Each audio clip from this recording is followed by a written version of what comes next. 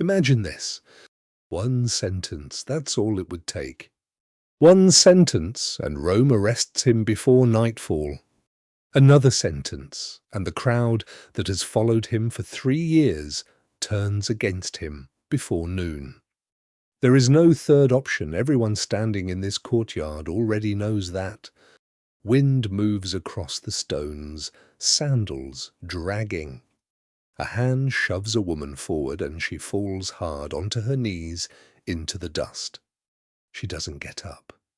Robes close around her, in a circle, men, dozens of them, pressing closer than they need to. Somewhere in the noise, her breathing, fast, uneven. One man kneels down beside her instead of standing over her, close enough that his robe touches the same dust she's kneeling in. He says nothing.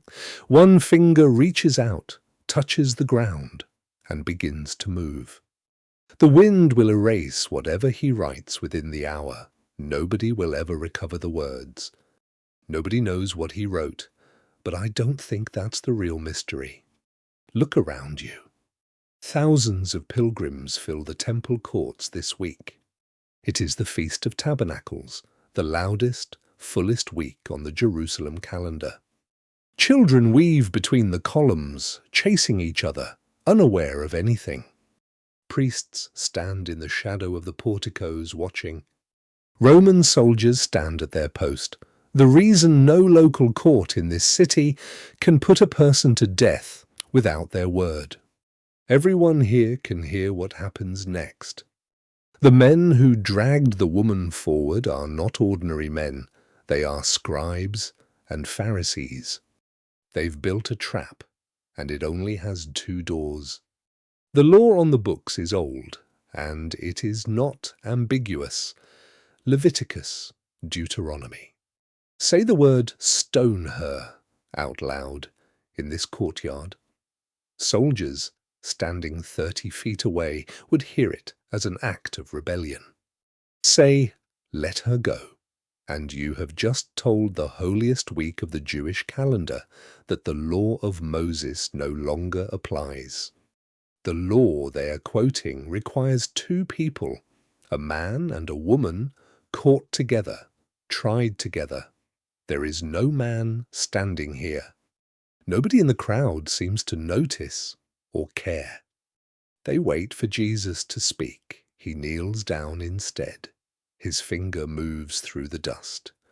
The first explanation arrives quickly. He's writing their sins. Every accuser standing over her, watching his own guilt appear in the dirt at his own feet. Now watch the timing again, closely. Nobody in the crowd reacts to reading anything.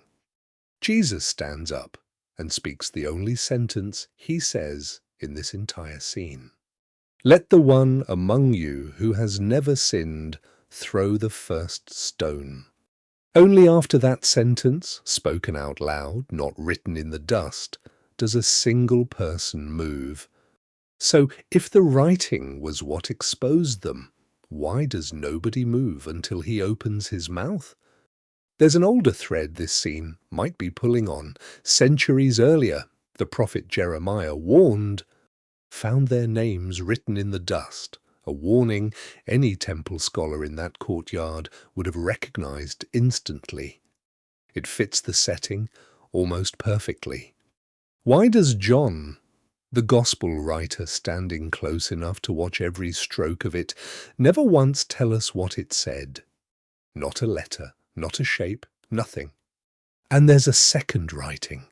Nobody has ever explained what changed between the first mark and the second.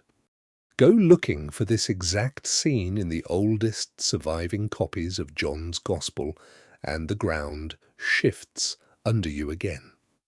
The story itself will not sit still. Some of the earliest and most respected ancient manuscripts don't place this account here at all. A handful move it elsewhere in John's Gospel, and a few leave it out completely.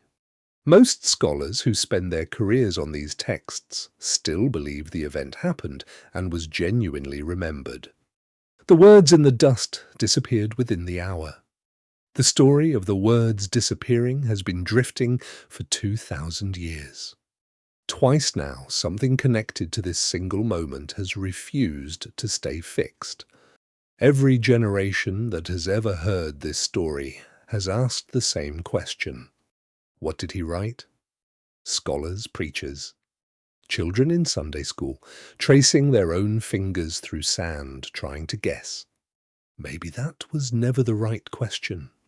Why would God allow the words to vanish and let 2,000 years of readers spend their attention chasing something that was never meant to be found? Sit with that for a moment, because if that's true, the mark in the dust was never written for the crowd to read. It was written for the crowd to watch. Not the words, the choice. A man kneeling down in the one moment of his life when silence could have cost him everything, and reaching for silence anyway. The stones go down first. One stone set back into the dust. Silence. Sandals turning. Footsteps retreating toward the gate. Another stone. Silence again. More footsteps, starting with the oldest man in the circle. A third stone falls. More silence settles over the courtyard. More footsteps fade toward the gate, ending with the youngest. The youngest sets his stone back down, until the loudest courtyard in Jerusalem that morning holds nothing but wind, moving through empty columns. A woman who came here expecting to die is still on her knees, still breathing, still waiting to hear what he'll say to her. Long after the stones were gone, long after the crowd was gone, long after the words in the dust had disappeared into the wind that took them, one thing never left that courtyard: the silence. Closing return shot the finger and the dust, stilled. Closing return shot the courtyard at dusk. Closing return shot one forgotten stone.